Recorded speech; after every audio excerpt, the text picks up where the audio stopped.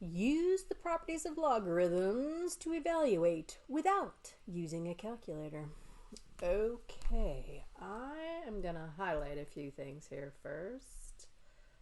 This I'm going to put in blue, this one in pink, and this one here in green. And I did not highlight the coefficients of 6 and 3.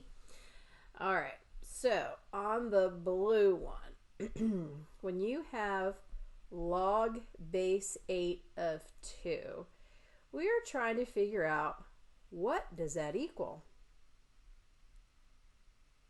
So, in log land, that's what it looks like.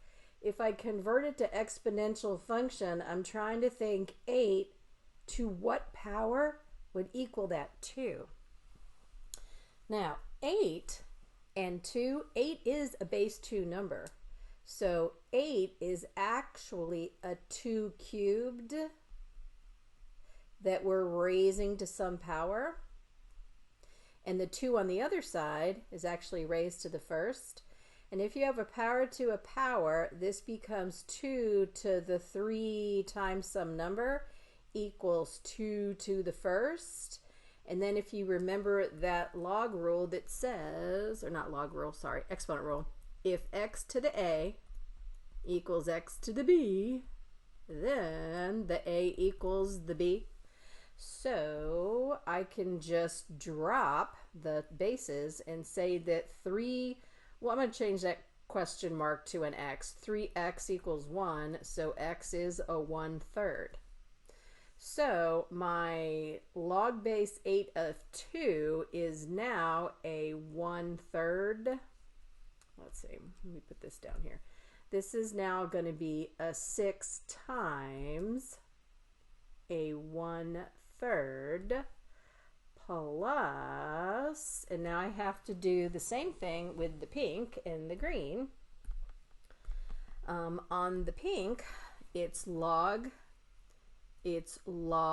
base 8 of 64 equals what number? So 8 raised to what number is 64, and on this one I know this. 8 squared is 64. So instead of log base 8 of 64, we put a 2 there.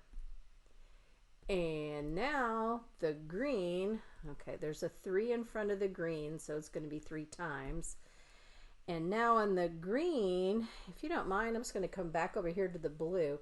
Now it's log base 8 of 4 equals what number? So 8 to the what number would equal the 4, and then I still have a 2 cubed to the n, but this time I changed the 4 to a 2 squared. So log base 8 of 4, log base 8 of 4 equals what number?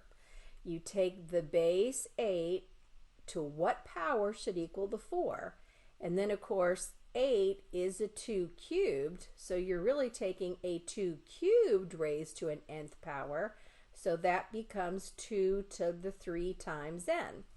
On the other side, the 4 has to be written as 2 squared, so that you can drop the bases. So now instead of 2 to the 3n equals 2 to the second, I simply say the 3n is equal to the second, the 2, and then divide by 3, and I get 2/3.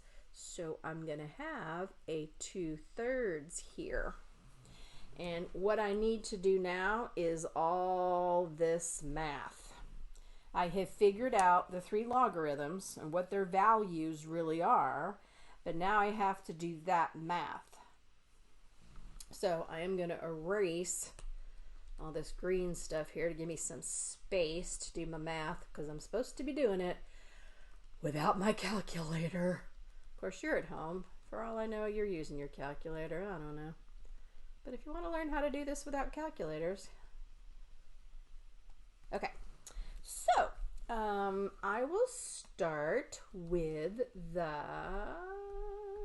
give me a red pen. Okay, I have this multiplication here, which is separated by addition sign from all this over here.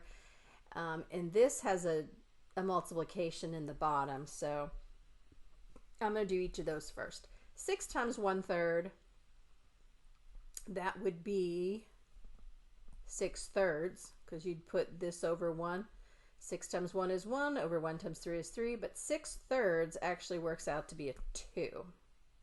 Plus, and then you still have that pink 2 in the numerator, which I wrote as a black 2, and then 3 times 2/3, these 3's just cancel out, so you're left with 2, and then 2 divided by 2 is a 1, and then 2 plus 1 is 3. So 3. Answer's 3. That'll be easy to type in.